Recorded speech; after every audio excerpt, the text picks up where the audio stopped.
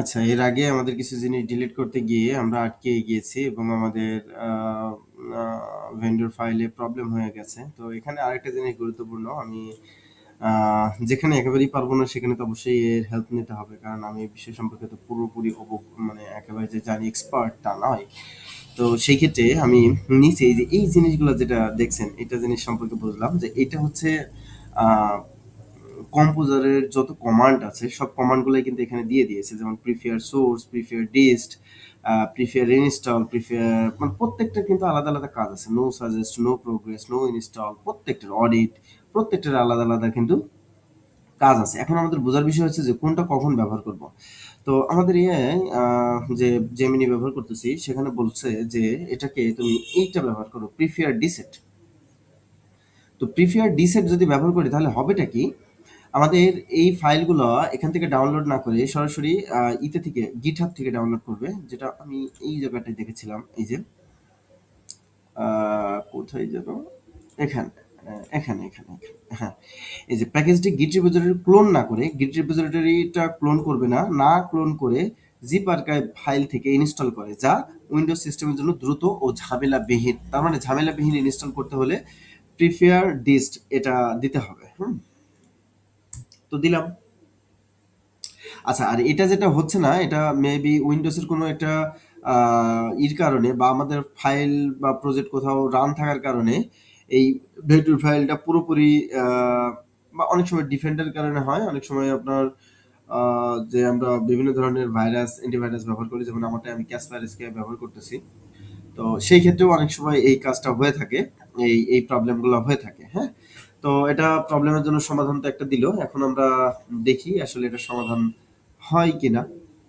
তবে হ্যাঁ, এখানে একটা নতুন জিনিস যেটা শিখলাম সেটা হচ্ছে এগুলো সবগুলোই কমান্ড। এগুলো সবগুলোই কমান্ড, প্রত্যেকটা কমান্ডেরই আলাদা আলাদা কাজ রয়েছে। তারা রিকমেন্ড করে দিয়েছে যে এই কমান্ডগুলো ব্যবহার আপনি চাইলে করতে পারেন। তো ওর মধ্যে থেকে আমরা একটা কি ব্যবহার করলাম, এই যে প্রিফেয়ার ডিস্ট এটা ব্যবহার করলাম। তা দেখতেছি যে এটা কাজ শুরু করেছে, যে এটা কাজ শুরু করেছে, এটা শেষ হইতে অবশ্যই সময় নিবে।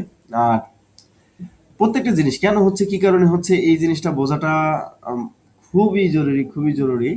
এটা না বুঝলে ব্যাপক প্রবলেম। যেমন এই জিনিসটা কি হয় এটাই তো জানতাম না, এটাই জানতাম না, এবং আমি যে লেভেলে কোর্স করেছি সেখানেও কিন্তু এই সম্পর্কে আইডিয়া দেওয়া হয়নি যে এই জিনিসগুলো এখানে আছে। আসলে কোর্সে খুবই স্বল্প সময় থাকে, সেখানে আসলে এত কিছু বোঝানোরও ওইভাবে থাকে না, সময় থাকে না, খেয়াল থাকে না, অনেক কিছুই থাকে যেটা রিয়েল লাইফে কাজ করতে গেলে অনেক কিছু প্রবলেমগুলো পাওয়া যায়। তো এটা এবার প্রিফেয়ার ডিস্ট দিয়েছি, যেটা সরাসরি ওখান থেকে ইনস্টল করবে।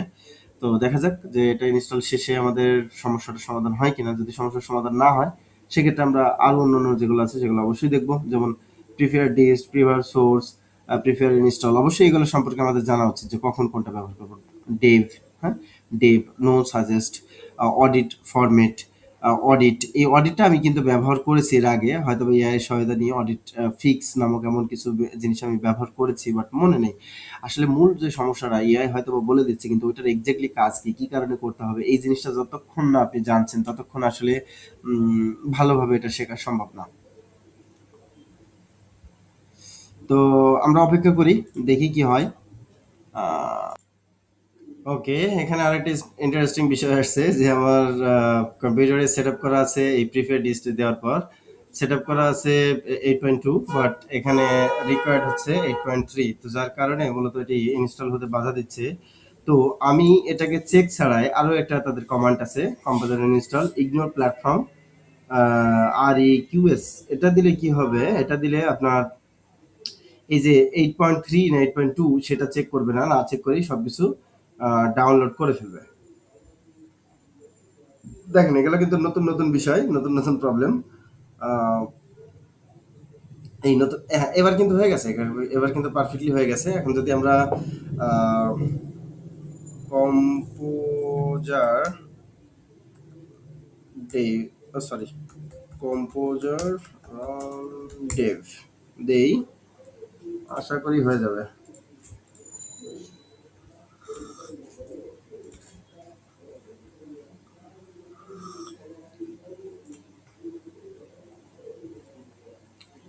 আশা করি হয়ে যাবে, হয়ে গেছে। I hope